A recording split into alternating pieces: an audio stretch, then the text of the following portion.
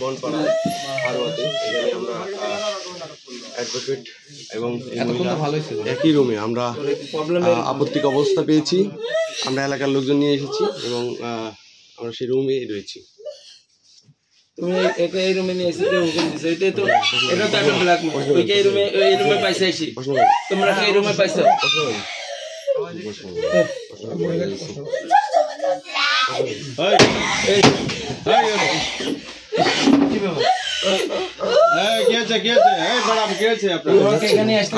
আপনি এখানে কেন? ম্যাডাম কি হয়েছে আপনার? আপনি এমন করছেন কেন?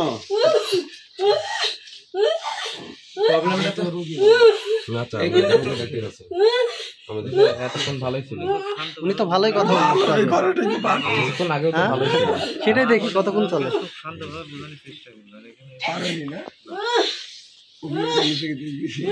তোমাকে এখানে আনতে কে বলছে? না আবার কথা বলতে হলে কথা ওখানে দিয়ে বলা গেছিল না? এই ভাই এতক্ষণ তো ভালোই ছিল নাকি? এতক্ষণ তো ভালোই ছিল। এখন দেখেন আপনি ইয়া নিয়ে আসেন মিয়া, আপনি নিয়ে একজন যদি মারা যায় একজন দায় কি হবে? আপনি দেখেন। হ্যাঁ আপনি হবেন, আপনি রোগী কে জানেন? আপনি এরকম রোগী বাড়ি কেন রাখছেন? আপনি এর মারা গেলে পারে আপনার দোষ তো। এরকম রোগীকে আপনি বাড়ি কেন রাখছেন?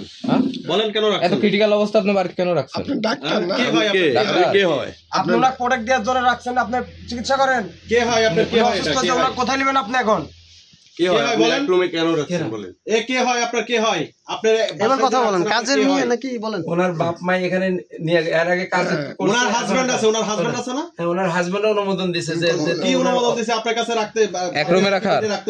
এক রুমে আপনি গায়ে পড়ে এটা কথা বলছেন। আবার কই গায়ে পড়ে মানে? এই কথা গায়ে পড়ে না। আপনি এখন রাত করছেন ওই রুমালে হইছে সেই রাত এখন কয়টা বাজে?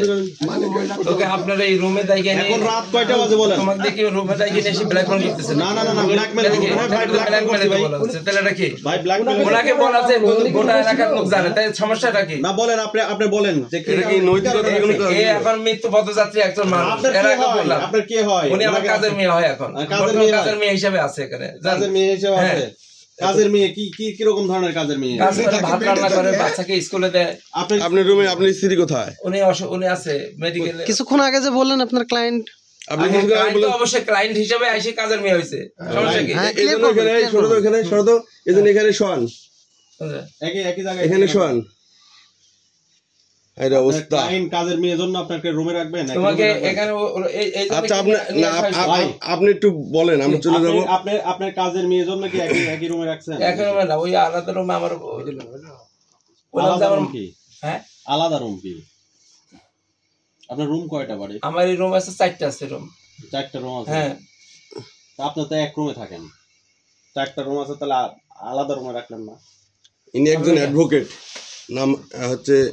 বলেন। সবাইকে আমি একটু বলে রাখি, ইনার সাথে ইনি অনেক সময় অনৈতিক কাজ করে, যে কাজ করার পরে সবাইকে ভয়ভীতি দেখায়।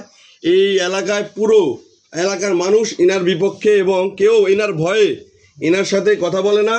যার সাথে কথা বলে তাকেই হুমকি দেয়, তার প্রতি মামলা করার করে।